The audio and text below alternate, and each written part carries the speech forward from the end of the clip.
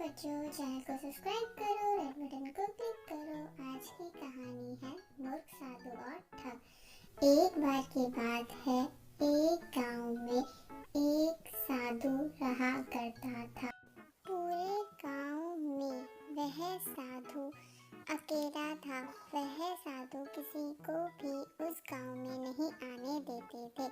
उस गांव में जो भी दान दक्षिणा होती वह उन्हें मिला किया करती थी और वह उस दान दक्षिणा से काफी खुश भी थे।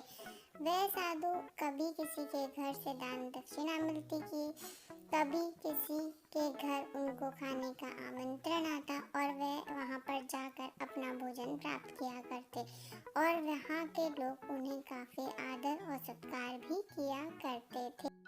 आदर सत्कार के साथ साथ वह दक्षिणा भी काफी अच्छी देते। साधु का जीवन काफी अच्छा चल रहा था।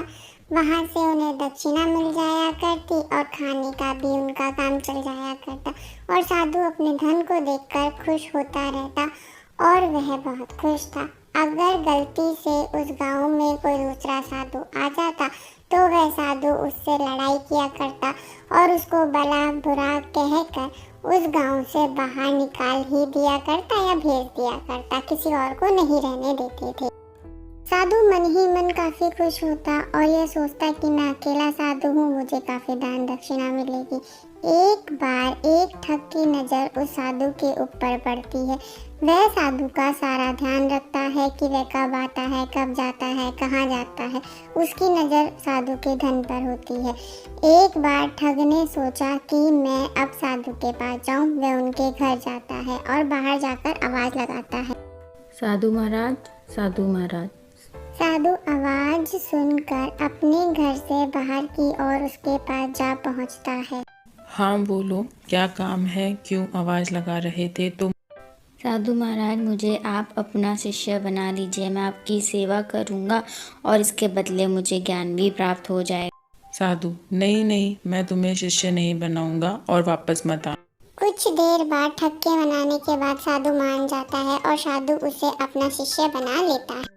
वह ठग साधु के साथ मंदिर जाया करता और साधु के साथ पूजा पाठ किया करता और साधु का दिल खुश करने लगा। इतने में वहाँ पर मंदिर में जो लोग आते वह भी ठग को जानने लग गए और वहाँ पर लोग आते और साधु को उसके बदले दान दक्षिणा भी दिया करते मंदिर आकर। और ठग अब साधु के घर में भी आने जाने लगा और साधु के घर रहने लगा और वह साधु की सेवा किया करता, साधु से बात किया करता और साधु के सारे काम कर दिया करता।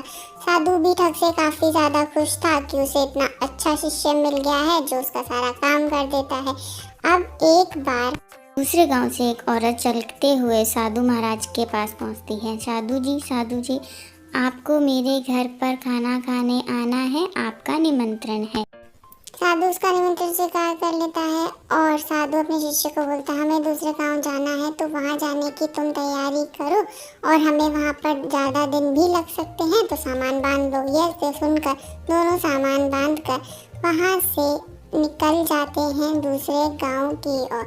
वह दोनों अपना सामान बांधते हैं और ठग भी साधु के साथ दूसरे गांव की ओर चुपचाप निकल जाता है। दूसरा गांव आने से पहले गांव के बाहर एक नदी होती है और उसके पास में एक मंदिर भी होता है।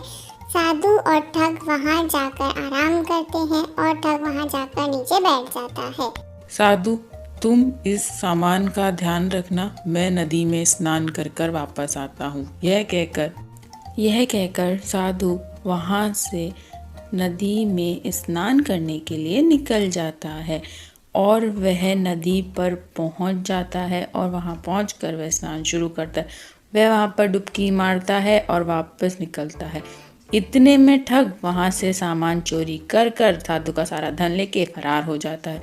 साधु जब वहाँ पर वापस लौटता है तो वह देखता है कि वहाँ पर ना तो उसका शिष्य है और ना ही उसका धन। यह देखकर साधु बहुत दुखी होता है और बहुत रोने लगता है। तो बच्चों, हमने इस कहानी से क्या सीखा? हमें किसी पे विश्वास नहीं करना चाहिए, चिकनी चुपड़ी बातों में नहीं आना चाहिए। बच्चों, चैनल को लाइक करो, शेयर करो, सब्सक्राइब करो।